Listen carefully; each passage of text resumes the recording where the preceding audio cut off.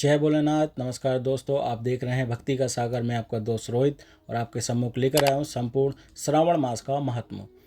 श्रावण मास का मतलब आध्यात्मिक महत्व क्या है? श्रावण मास अथवा सावन हिंदू पंचांग के अनुसार वर्ष का 5वां महीना पड़ता है। इसे वर्षा ऋतु का महीना भी कहा जाता है क्योंकि इस समय बहुत वर्षा होती है। इस माह में अनेक त्योहार मनाए जाते हैं, जैसे जिसमें हरियाली तीज, रक्षाबंधन और नाग पंचमी जैसे आदि प्रमुख हैं। त्योहारों के लिए तो भारत की विशेषता की पहचान है। श्रावण मानी यानी सावन माह में भगवान शिव की आराधना की विशेष महत्व है। इस माह में पड़ने वाले सोमवार सावन के सोमवार कहे जाते हैं, जिनमें स्त्रियां तथा विशेष तौर से कुंवारी कन्याएं भगवान शिव के पूर्ण व्रत रखती हैं। सावन माह की एक पौराणिक कथा है।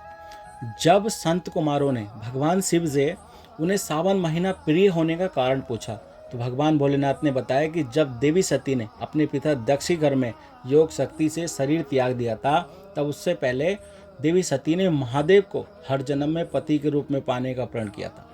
अपने दूसरे जन्म में देवी सती ने पार्वती के नाम से हिमाचल और रानी मैना के घर में पुत्री के रूप में जन्म लिया। पार्वती ने युवावस्था यानी कि छोटी उम्र में के सावन महीने में कठोर व्रत किया और शिव को प्रसन्न कर उनसे विवाह किया। इसके बाद ही महादेव के लिए यह दिन विशेष हो गया।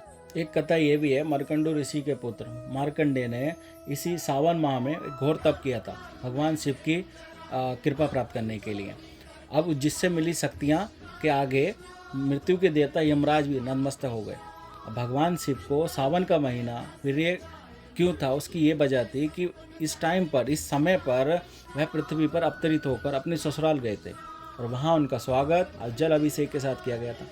ऐसा माना जाता है कि प्रत्येक वर्ष सावन माह में भगवान शिव अपनी ससुराल आते हैं, और जो कि भूलोक वासियों के लिए शिव कृपा पाने का यह उत्तम समय होता है। पौराणिक कथा में एक वर्ण आता है कि इसी सावन माह में समुद्र मंथन भी किया गया था।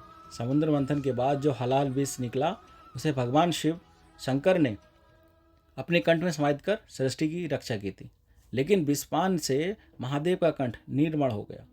इसी से उनका नाम नीलकंठ पड़ा। विष के प्रभाव को कम करने के लिए सभी देवी देवताओं ने उन्हें जल अर्पित किया, इसीलिए शिवलिंग पर जल चढ़ाने का खास महत्व है। शास्त्रों में वर्णित है कि सावन महीने में भगवान विष्णु योग निद्रा में चले जाते हैं, इसलिए यह समय भक्तों, साधु संतों सभी के लिए अमूल्य हो जाता है। यह 4 महीनों में होने वाला एक दिव्य वैदिक यज्ञ है, जो इस प्रकार का पौराणिक व्रत है, जिसे चौमासा भी कहा जाता है। अब मैं भगवान शिव की पूजा की विधि बताता हूँ। सावन मास में भगवान शंकर की पूजा करने उनके परिवार के सदस्यों के साथ की जाती है। इस माह में भगवान शिव के रुद्र अभिषेक का विशेष महत्व है, इसलिए इस माह में प्रत्येक दिन रुद्र अभिषेक किया जाता है। भगवान शिव के रुद्र अभिषेक में जल, दूध, दही, घी, शहद, शक्कर या चीनी, गंगा जल तथा गन्ने के रस आदि से स्नान कराया जाता है। अभिषेक कराने के बाद बेलपत्र, समीपत्र, कुशा तथा दूब आदि से शिवजी को प्रसन्न करते हैं।